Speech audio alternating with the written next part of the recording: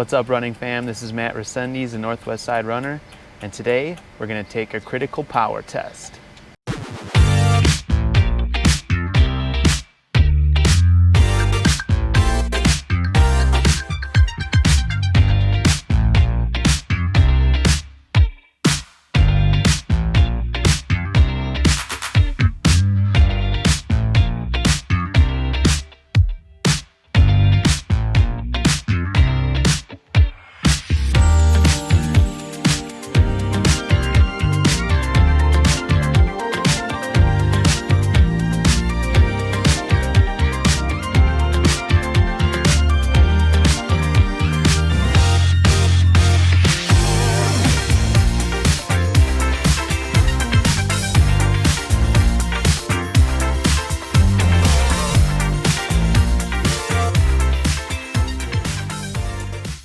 All right, welcome back in, everyone. Just a little bit of footage from my previous runs this week.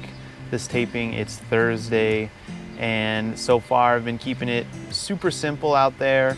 Monday, an easy run. Tuesday was the critical power test. Wednesday, another easiest run, and today, 10 miles. So I'm cutting back my mileage a little bit for this week in preparation for next week when I start ramping up for my summer training that I plan on doing.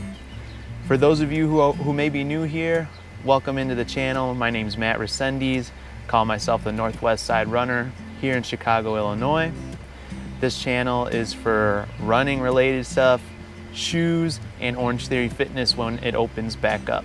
In my previous video earlier this week, I talked a little bit about completing a 10-week power-based plan. I'm gonna link the video for you guys up here in the top right-hand corner. You want to check that out. And the 10-week plan was a base building plan, so following my critical power, running at a certain percentage of that critical power, and slowly increasing mileage throughout 10 weeks to build my outdoor base running to 60 miles per week. For those of you who may have missed that video on Monday, I do wear a Stryd Footpod. It is a power meter for running, not for biking. And one of their metrics, and the most important metric for running with power, is critical power. And critical power, again, is the threshold at which the dominant type of fatigue your body experiences changes. So it's a threshold fatigue level, and throughout that plan that I had completed for 10 weeks, I ran at a certain percentage of that critical power. And now that the plan is concluded, I decided to take a critical power test. And a critical power test includes a 10-minute run for distance, basically. So without falling off during the 10-minute run, trying to hold a steady power pace. So doing that for 10 minutes.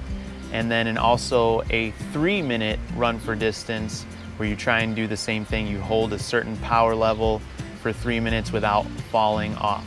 Now within that critical power test, total mileage for me is about 6 miles. So that includes a 15-mile warm-up, about 3 to 5 minute rest, and then you do the first test, the 3-minute test.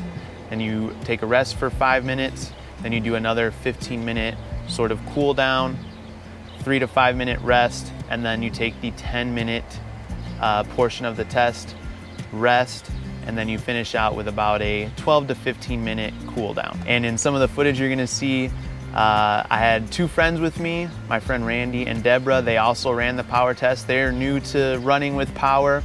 Randy took the critical power test with me back in March, so he was looking to increase his critical power as well. He was following a similar plan with less mileage, and Deborah received her Footpod back in early May, so she's been running with it for a few weeks now. So this was her first critical power test. Let's go and see how we did.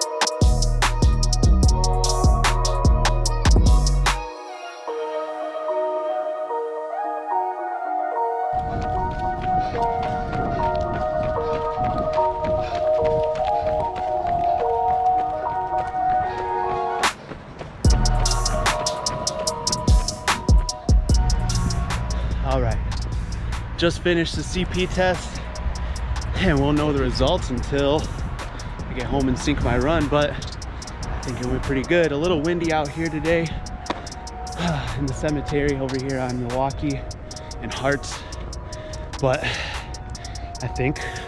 I know there's gonna be some improvement. Whew, felt good to run fast for 13 minutes total.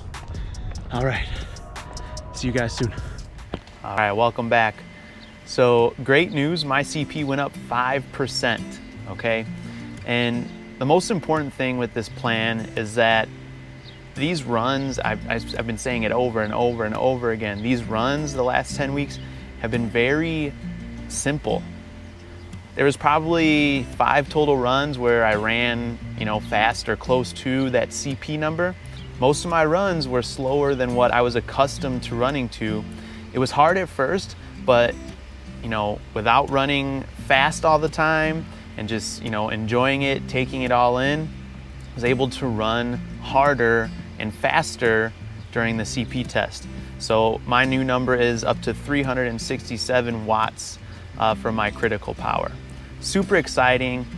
I'm really glad that I decided to take the plunge into training with power fully. Again, I've been wearing the pod since late August of last year, and I used it for my marathon.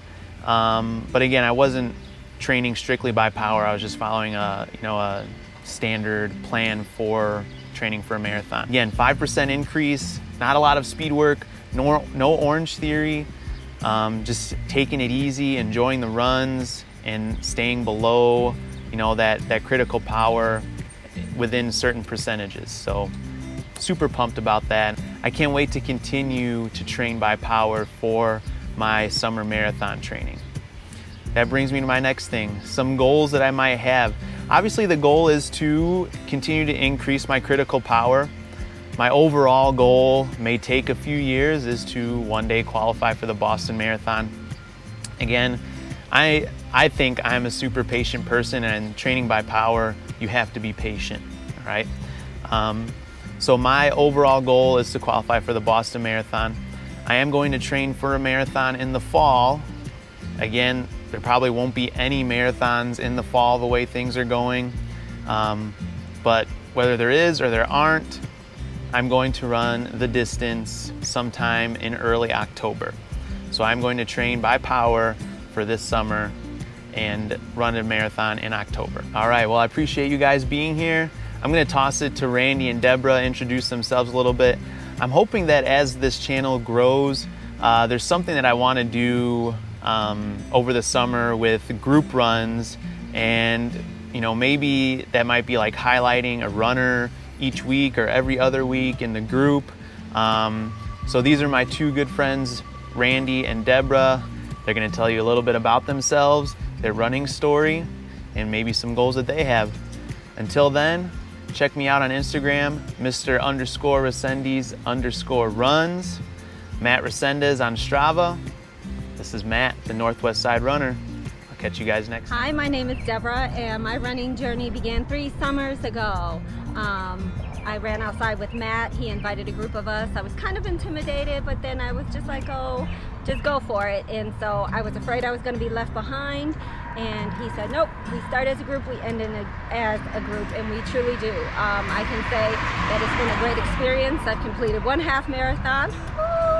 My summer goal is to be fit and do something with outside and running every day.